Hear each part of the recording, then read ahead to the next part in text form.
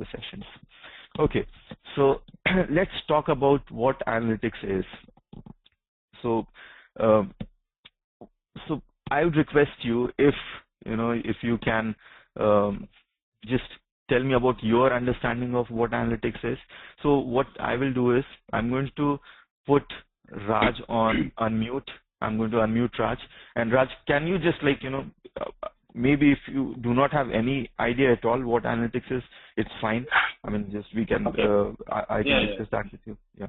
Or if you have heard about analytics before, whatever you have heard, or if you have read about it, just please. Based on my experience and basic knowledge, what I can define analytics is like predicting the future trends of business based on the past performance, like historical business performance data. Mm-hmm. Yeah. Okay, perfect. Yeah, that's correct. And Nirav, what is your understanding of analytics? Yeah, hi Shashank. Our understanding as to analytics goes by our business, means particularly stock price predictions and the next pattern, what would be the cyclical movement within the stocks as well as the market. Mm-hmm. Okay, fair enough. So all of you are pretty correct in that respect. But what I have realized is that both of you have talked about the predictive part of analytics mostly. So prediction, of course, is an integral part of business analytics. But apart from that, analytics is actually a much bigger field. And apart from predictions also, there are a lot of things which happens in analytics. So I'll give you a basic understanding of what analytics encompasses, how it is useful, why it is useful. So business analytics as such focuses on developing new insights and understanding of business performance based on data and quantitative methods. And it can answer questions like, why is something happening? Okay, you may not have to predict something. Okay, you just want to inquire why this is happening. Business analytics will help you answer that question. Okay, now we come to the predictive part. What if these trends continue? So if in this particular question, you are trying to predict something, okay? What if the trend continues? What will happen in future? What will happen next?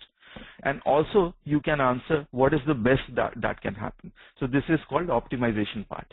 So not only you can predict what is going to happen, but you can simulate those things and you can actually tell what is the best that can actually happen. So you can also find the best case scenario. And in our next few slides, we are going to learn about the different kind of techniques, different kind of methods which industry is using. So different kind of analytics, we are going to talk about that. So this particular course, this particular program is designed to give you the kind of skills that are sought after in many type of organization. And this course will introduce you to a range of quantitative techniques. I've already given you an introduction of the course content, what the course is going to contain. So it will essentially talk about different kind of quantitative techniques, which will help you analyze and interpret data and develop your understanding of how to apply these techniques. We're going to talk about how to apply these techniques to management problems and draw practical conclusions. So this is all about practical scenarios. This course will be about we are not going to use personal or social data. Mostly we are going to talk about business related data and business related problems.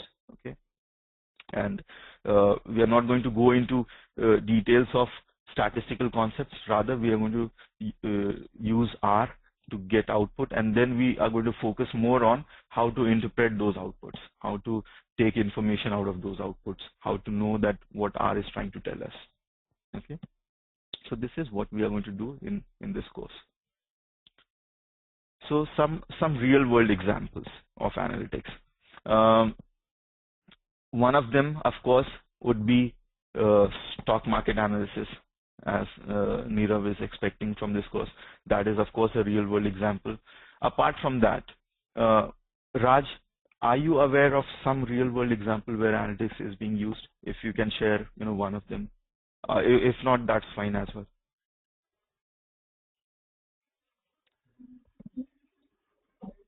you can consider for like a WebLog data, like Yes.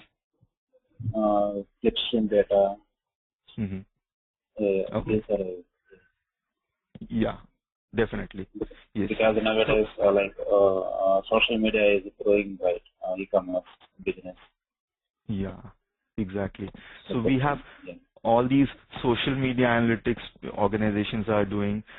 We have something called sentiment analysis, which organizations are doing. So what they are doing is they are going into Facebooks and Twitter, and they are extracting comments out of there, like from Facebook, what their customers are writing about the company, and then they are using these different analytical tools to get an understanding of the sentiment of the customer. If this customer is happy about our product, if the customer is not very happy about our product. So all these kind of things people are doing. Plus, online activities, a lot of online activities are dependent on analytics. And we are going to look into some of those examples. So, Nirav, of course, one of the examples which you are looking for is the stockbroking forecasting, like how to predict the trend in stock markets. Apart from that, do you have any other example which you have heard about where analytics is playing a role? Either in a behavioral pattern learning and Mm-hmm. subject to certain other data also can be brought into play. Okay. Okay. All right. Sales, company sales data and all other forms. Yes. Yeah. Sales forecasting. Sales forecasting is a very commonly used technique in almost all the organization are doing that. So we have different sales staff. We have people who are going into the market and representing the company. They are driving the sales of the company, and the company sets certain targets for these sales staff. So how to do that? I mean, company forecasts the future sales, what kind of sales they are expecting, and then they divide that sales into different targets for each of its sales representatives. So this is one real world example of how analytics is used. Okay, so I'm just going to give you certain examples of my own, and this is going to be a very limited list. Um, there are like many other things which are happening these days apart from the list which I'm going to give you. So sales forecasting, as I've told you, all the organizations wants to plan ahead of time for the kind of sales they are expecting. So sales forecasting is what they do, like how much sales they can expect in future. Based on that, they carry out a lot of activities. They invest money. They set target for their sales staff. A lot of optimization, setting up warehouses, factories, all these things they do based on this sales forecasting. All right. So this is one example. Opinion polls. We have elections which happen in India and all the other countries. So you might be seeing on TV that our opinion poll says that Modi is going to win this time, or probably Rahul Gandhi. I'm sorry, not maybe Rahul Gandhi, but some other politician is going to win this time. So how they do it? They actually go to a small sample of people. They collect their opinion, and based on that, they use statistical technique, analytical techniques to sort of like get an understanding of how the entire population of India is going to vote. So that is one place where a lot of analytics is used, a lot of advanced analytics is used. Then we have assessing credit risk.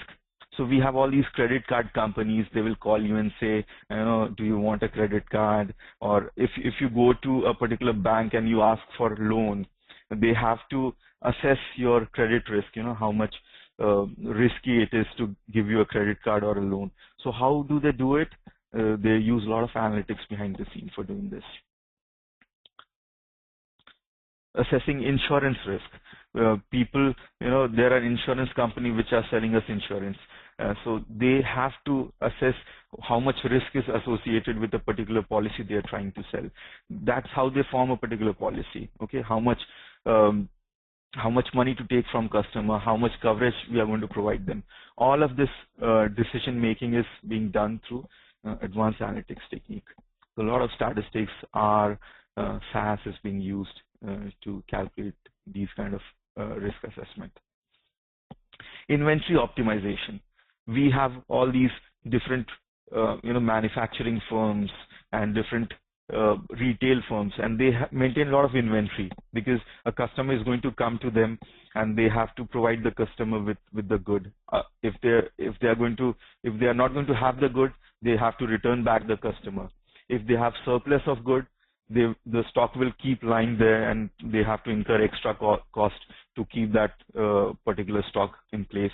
And also the stock, there might be some perishable stock which they might not be able to hold for a long time. It may go bad after a couple of days.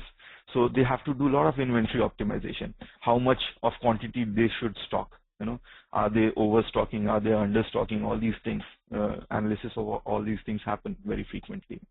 And a lot of these things I've personally worked on: sales forecasting, inventory optimization, all assessing credit risk. All of these things I personally worked on, and these things are being very widely being used in industry these days.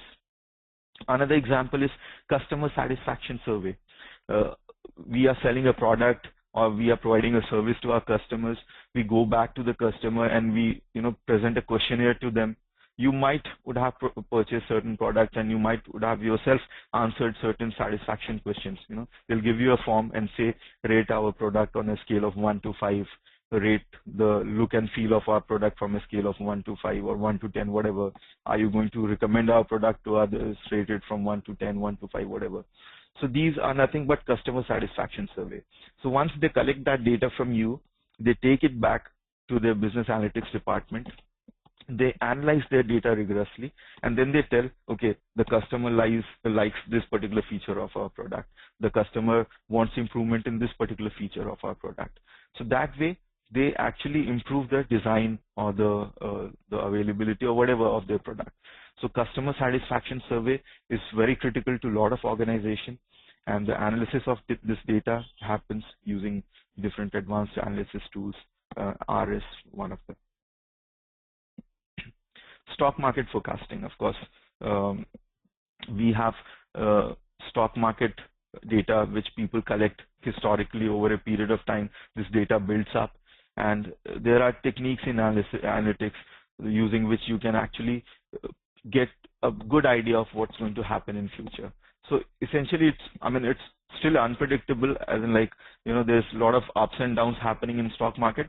But if the stock market relatively remains stable, you will get an idea of how to predict based on the current trend and seasonality what's going to happen in near future. Amazon or Flipkart product recommendations. So you might be doing all these online shoppings. You might be going to Amazon or Flipkart or any other online portal for that matter, retail portal.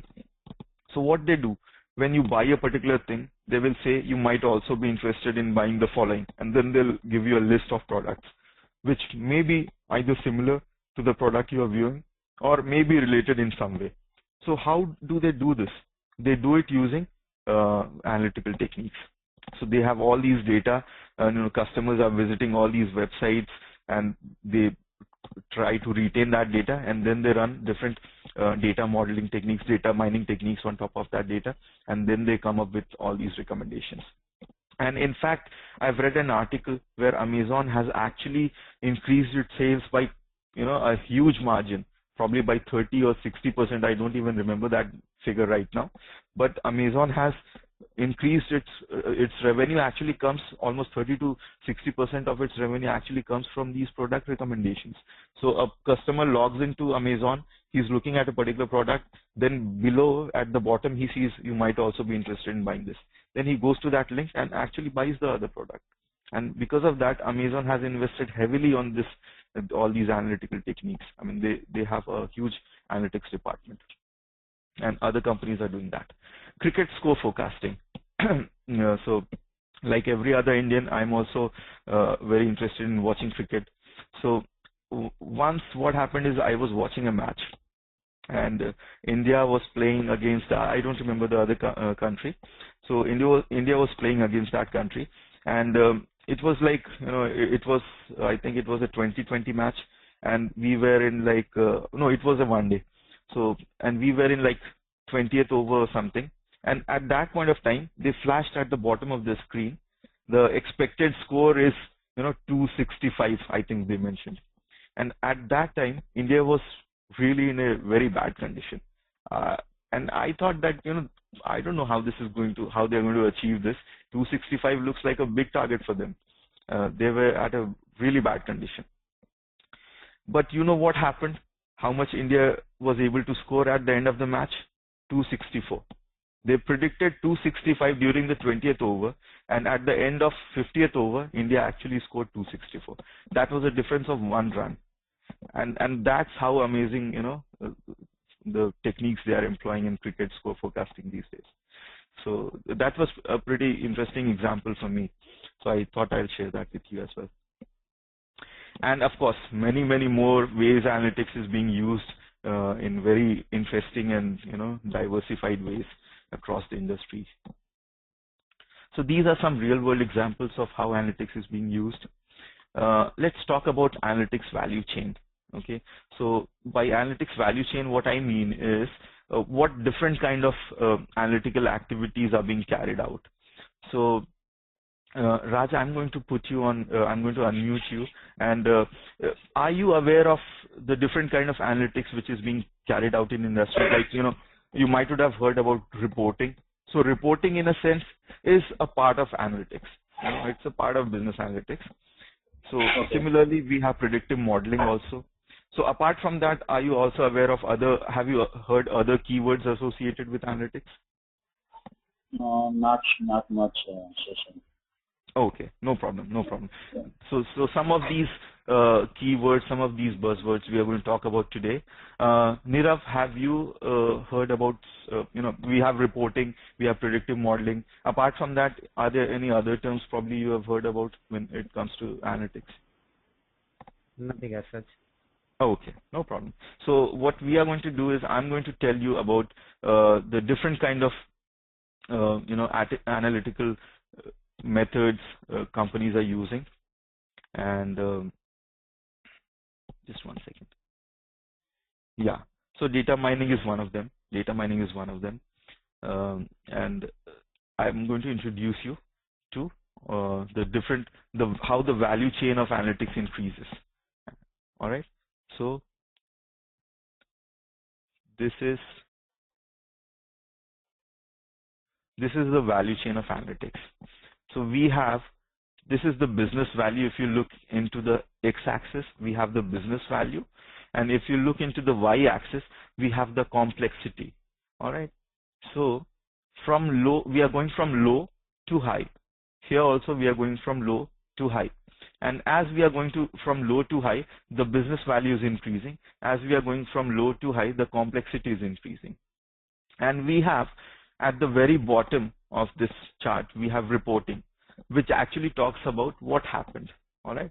So in reporting, we have queries. So, there are people who are working on databases. There are people who are working on reporting tools.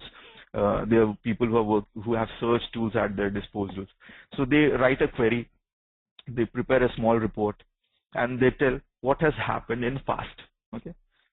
So here for reporting, the business value, there is some business value, of course, but the business value is not very high. All right. It's like relatively low. The complexity wise also, it's not very complex. It's relatively low. You have to write, probably simple queries. At times the query may get complex, but mostly it's simple query like, select this from a particular table or do a count of certain things from a particular table. So it's relatively simple. Then the second item which we have is the analysis of it, as in like, why did it happen? And that is being conducted using OLAPs or visualization tools. So OLAPs is like, you might have heard about cubes, tools which can create cubes for you. So what you generally do is you have data and you look at it from different perspectives. And I'm going to give you an example of, a typical business situation where we are first running a query, then we are running a cube and OLAP thing on top of it, and then we have monitoring. All right, this is the third stage. Here the complexity is increasing. The business value is increasing, and so is the complexity. So if you want to constantly monitor what is happening right now, All right. So you get more business value. You have real-time information at your disposal, but it's a little bit more complex also. So you have to put in extra effort and extra skill sets are required. So here what you do is you create dashboards, you create scorecards, you combine data from different sources together. You may have data from sales and marketing, you may have data from finance, you may have data from supply chain, inventory. All of them together you mix, and then you create different dashboards which will have a series of charts and tables and all the key statistics and all of them shown together, and that will tell you what is happening right now. Of course, the business value is higher when you compare it against simple reporting where you give a data dump, and the complexity also is a little bit higher. All right. So I'm sorry. Okay, I thought that somebody dropped off. All right. So on the top of this pyramid, I would say, we have the predictive analytics. Now, predictive analytics has very high business value, as you can see. It is sitting at the very top of the business value chain. And complexity-wise also, it's at the highest level. So for prediction, for telling people what might happen in future, you need special skill sets, you need specialized softwares, but the business value which will come out of it will be tremendous. So not only do you know now that what has happened in past, but you have an idea what's probably going to happen in future. So the business value will be tremendous. Okay. Now we are going to look into an example, an industry level example of how these different different type of business technologies are being used, business analytics technologies are being used. So we are going to take an example of HR analysis. All right. So I talked about query reporting and search tool. Now the HR department or the management of the company might ask for a list of employees who left their job within last 1 year. They are interested in probably reducing the attrition rate. A lot of employees are leaving the company and they are interested in reducing the attrition rate. So they are trying to look into the data. They are trying to make a decision here and they need some information for making that decision. All right. So they go ahead and ask a particular department which is into the reporting. They ask them, give me a list of employees who left their job within last 1 month. This will be a normal query or reporting activity which will have less business value and less complexity. Now, what if they go ahead and a step and say which department has the highest attrition? Which age group of employees has the highest attrition? Now they are putting in a particular focus, they are focusing on a particular group. So now they are talking about OLAP activities. Okay. So they are looking at a particular department only, and they're talking which department has the highest attrition, what age group of employees have the highest attrition, so that they can form special strategy for that particular department or for that particular age group. All right. Now they can go a step ahead and say, make me a dashboard and tell me because of attrition how much money we are losing.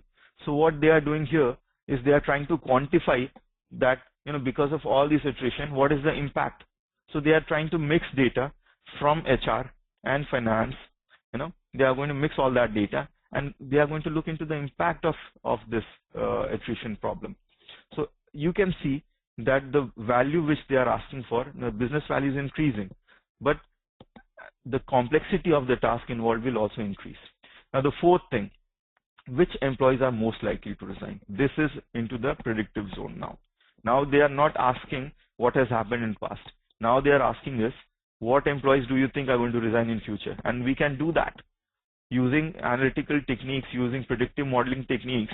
If you have large volume of HR data at your disposal, you can actually mine that data. You can use statistical technique on top of that data, and you can tell that this employee has a very high probability of leaving. In fact, I personally did this analysis in one of my organizations, and we got excellent results. Excellent results, as in, like, when we deployed that on data, it was giving us extraordinary results, very, very accurate results.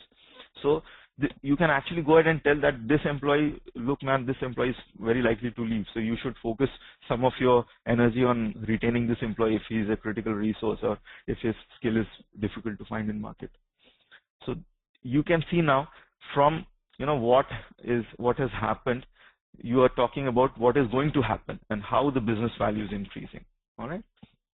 So this is the analytics value chain, and these are common words you will hear in industry. A lot of people will talk about it. If you're working in a big organization, there might be dedicated departments. So there'll be a department which will be for reporting. There'll be a department which will be for visual analytics. There'll be a particular team doing dashboarding and scorecarding. There'll be a particular team doing predictive analytics. So this is